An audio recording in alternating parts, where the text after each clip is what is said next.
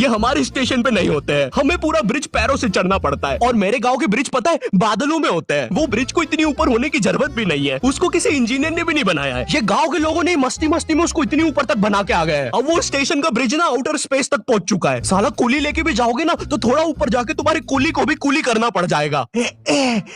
भाई साहब कुली करना पड़ेगा। अरे किया तो है तुम्हें। अरे आपको ने मुझे कुली करना पड़ेगा। रुको कुली। हाँ जी भैया। इन्हें ऊपर तक छोड़िया हो यार। अरे पागल हो क्या मियाँ, ऊपर तक जाना है तो स्पेस सूट किधर है तुम्हारा? और ऑक्सीजन सिलेंडर लेके आए कि नहीं? ऊपर ऑक्सीजन बहुत कम है, हम लोग क्या बहुत ऊपर